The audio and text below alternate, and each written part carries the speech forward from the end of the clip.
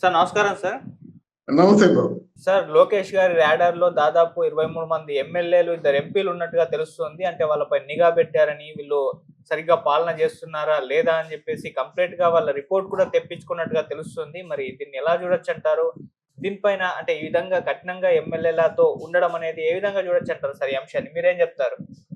లోకేష్ గారు పరిపాలనలో అడుగు పెట్టినప్పుడు ఎన్ని మార్కులు వేయొచ్చంటే, ఏమో ఆయన పెర్ఫార్మెన్స్ చూసాక వేద్దాం అన్నవాళ్ళే కానీ ఇతమితంగా ఇన్ని మార్కులు వేయొచ్చు అని చెప్పేవాళ్ళు ఎవరు లేరు. ఏ అనలిస్ట్ కూడా చెప్పలేదు.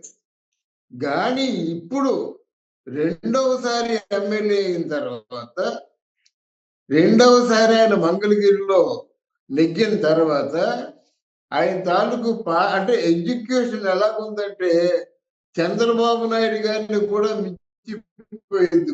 కొన్ని సమస్యల్ని పరిష్కరించడంలో కానీ, కొన్ని యాక్షన్లు తీసుకోవడం విషయంలో కానీ, అలాగే పాలన దక్షత విషయంలో కానీ, ముఖ్యంగా వాళ్ళ కింద ఎవరైతే రాజకీయ నాయకులు కానీ, మంత్రివర్గం కానీ, ఎమ్మెల్యేలు కానీ, లేకపోతే ఎవరైనా సబార్డినేట్స్ ఉంటే ఆ సబార్డినేట్స్ ప్రజల పట్ల కొంచెం ఏదైనా అశ్రద్ధగా ఉండి పనులు జాప్యం జరుగుతుంటే అది లోకేష్ గారి దృష్టికి వచ్చినట్టయితే వెంటనే వాటి మీద యాక్షన్ తీసుకోవడం మాత్రం చంద్రబాబు నాయుడు గారిలో లేనటువంటి గుణం లోకేష్ బాబులో ఉంది. ఆ విషయానికి మొత్తానికి ఒక్కసారి భారతదేశం అంతా ఉలిక్కిపడి, ఈవెన్ మోదీ గారు కూడా ఈ లోకేష్ గారి తాలూకు యాక్టివిటీస్, ఎడ్యుకేషను, ఆయన తాలూకు ఇంట్రెస్ట్, ఆయన చతురత అంతా చూసిన తర్వాత ఫోటోకి పిలిచి దగ్గరికి ఆయన ఆప్యాయంగా తీసుకోవడం అన్నది ఆయన తాలూకు ప్రతిభకు నిదర్శనం. అందువల్ల లోకేష్ గారు తాలూకు నిర్ణయాలన్నీ కూడా హర్షించదగ్గ నిర్ణయాలే. 3 మంత్రులు, 18 మంది ఎమ్మెల్యేలు, వీళ్ళ మీద లోకేష్ గారి తాలూకు దృష్టి పడింది. మీరు ఎమ్మెల్యే అయినప్పుడు కూడా సమర్థవంతంగా మీరు నియోజకవర్గంలో మీరు ఉండటం లేదు. జనం నుంచి నాకు అప్పనట్లు వస్తున్నాయి కనుక మీ మీద నేను యాక్షన్ తీసుకుంటాను. యాక్షన్ ఎలా తీసుకుంటారు? నియోజకవర్గంలో వాళ్ళకి ప్రాధాన్యత లేకుండా చేయడం ద్వారా యాక్షన్ తీసుకుంటారు అన్నమాట. అలాగని మంత్రులను ఏమైనా ఉపేక్షిస్తున్నాడంటే మంత్రులను కూడా ఉపేక్షించడం లేదు. మీ మీద కూడా తగిన చర్యలు తీసుకుంటామని చెప్పడంలో లోకేష్ ఒక్కసారి జనం దృష్టిలో పడ్డాడు. చాలా ఫోకస్ లో ఉన్నాడు అన్నమాట. ఆయన 24 గంటలు కూడా పని పని పని అంటే పని మీదే కాన్సన్ట్రేషన్ చేయడం వల్ల పని చేయని ఏ ఒక్కరిని కూడా ఆయన ఉపేక్షించడం లేదు. అది విషయం ఇక్కడ. ఒక్కసారి చూసినట్టయితే లోకేష్ బాబు ఎంత గొప్ప సంస్కరణలు చేస్తున్నాడంటే, కుటుంబమే ఒక బడి అని చెప్పేసి ఆ చాగంటి కోటేశ్వరరావు గారి తాలూకు ఆ ప్రవచనాల సన్నిధిలో కూర్చొని తన అనుభవాలు చెప్పి, చాగంటి కోటేశ్వరరావు గారి చేత అనుభవాలు చెప్పించి, తర్వాత పిల్లల చేత కూడా చైతన్యవంతమైనటువంటి సమాధానాలు రప్పించుకోవడం ద్వారా లోకేష్ గారి తాలూకు ప్రయత్నం సఫలీకృతమైనట్టుగా చెప్పొచ్చు.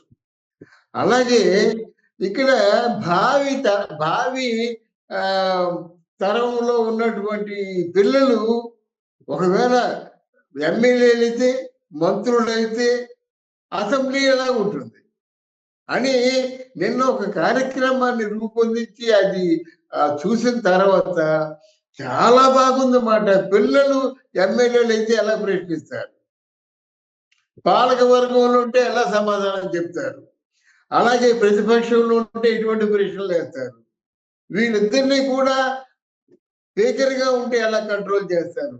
ఇది మాత్రం చాలా ఐడియల్ గా ఉందన్నమాట. పిల్లల్లో ఒక ఇంట్రెస్ట్ ఏమో ఈ రోజు చదువుకుంటున్న పిల్లలు రేపు పొద్దున మంచి రాజకీయ నాయకులు కావచ్చు, మంచి స్పీకర్లు కావచ్చు, మంచి మంత్రులు కావచ్చు.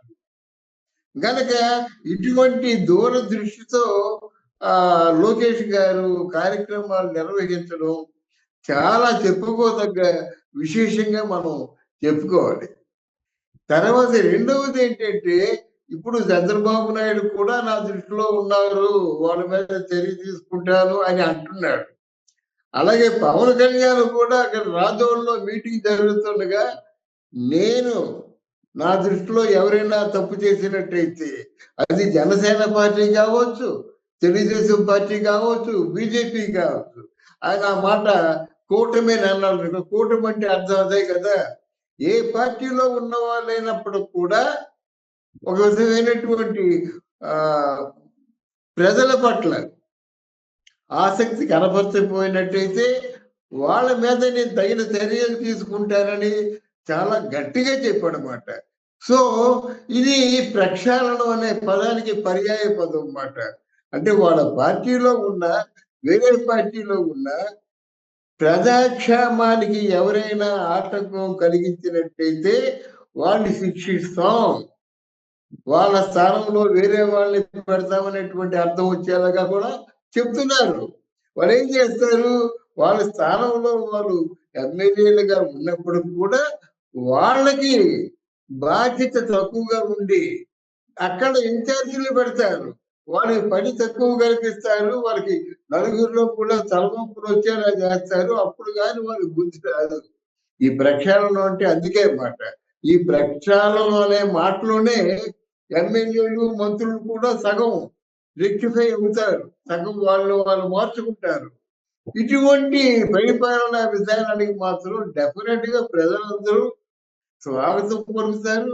మనం కూడా లోకేష్ గారు చేస్తున్నటువంటి ఈ కార్యక్రమానికి మనస్ఫూర్తిగా స్వాగతం చెబుతాం. సార్ ఇప్పుడు 23 ఎమ్మెల్యేలు ఈ విధంగా ఉన్నారని ఒక న్యూస్ బయటకు రావడం ఇది ప్రతిపక్షాలకు ఒక అస్త్రంగా మారి వాళ్ళు విమర్శలు చేసే అవకాశం కూడా ఉంది కదా. మరి దీన్ని ఎలా చూస్తారు సార్?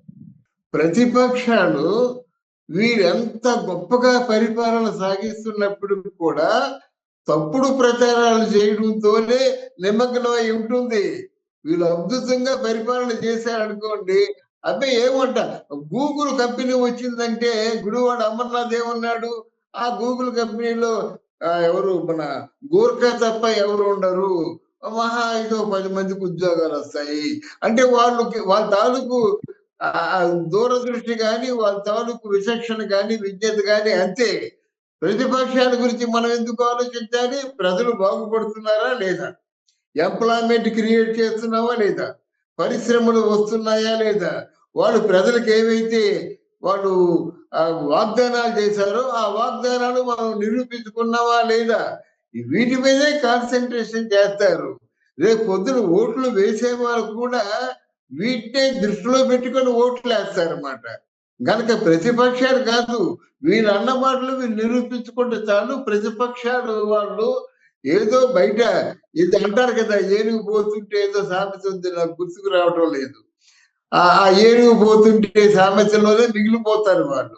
కనుక ప్రతిపక్షాలకి వీళ్ళు వాళ్ళ తాలూకు పార్టీని ప్రక్షాళన చేసుకున్న దానికి ఏమాత్రము సంబంధం లేదు. వాళ్ళు అటునే ఉంటారు. అంటే ఈ ప్రతిపక్షం అనే కాదు నాకు, ఎవరు ప్రతిపక్షంలో ఉన్నప్పుడు కూడా పాలక వర్గం ఎంత గొప్పగా పరిపాలించినప్పుడు కూడా వాళ్ళ దృష్టి అది. ఒక గంటలో రిజల్ట్స్ వస్తాయన్నా సరే ప్రతిపక్షం వైఎస్ఆర్ పార్టీ ఏముంది, గంటలో రిజల్ట్స్ వస్తాయంటే మేము సంబరాలకు సిద్ధంగా ఉన్నామని చెప్పారు. మా హోటళ్ళన్నీ నిండిపోయాయని చెప్పారు. ఇంకా ఫ్లైట్లలో వచ్చేస్తారని చెప్పారు. ఒక గంట ఉందనగా. అంటే వాళ్ళు అలాగ అనుకుంటారు. వాళ్ళు ఆ విధంగా అనుకోకపోతే వాళ్ళు మనుగడ లేదు కదా. అందువల్ల ప్రతిపక్షాల విషయం అసలు పట్టించుకోరు. ఇక్కడ చంద్రబాబు నాయుడు పట్టించుకునేవాడు కాదు. లోకేష్ అడ్వాన్స్ గా ఉన్నాడు నా దృష్టిలో. లోకేష్ చాలా దూకుడుగా ఉన్నాడు, జోష్గా ఉన్నాడు, నిజాయితీగా ఉన్నాడు, చిత్తశుద్ధితో పనిచేస్తున్నాడు. మరి పవన్ కళ్యాణ్ లేడా అంటే ఆ పరిస్థితి వేరు. పవన్ కళ్యాణ్ మునపటి కంటే గ్రాఫ్ కొంచెం తగ్గింది. ఆ గ్రాఫ్ను పెంచుకునే బాధ్యత ఆయనకే ఉంది. గ్రాఫ్ ఏమి తగ్గిందనే ప్రశ్న వేస్తే ఆ ప్రశ్న నేను సమాధానం చెప్తాను. చంద్రబాబు నాయుడు ఎప్పుడు కూడా పార్టీ నిర్మాణం, మరి అక్కడ కేంద్రంతో సైవజ్య పెట్టుకొని కేంద్రం నుంచి రావాల్సిన నిధులు తీసుకురావడంలో ఉన్నారన్నమాట. ఎనీవే కూటమి ప్రభుత్వంలో ఈ ముగ్గురు ఉన్నందుకు గాను ముగ్గురు కూడా చాలా చిత్తశుద్ధితో శ్రద్ధాశక్తులతో పనిచేస్తున్నారు. Right sir. Thank you so much sir. Thank you అమ్మా.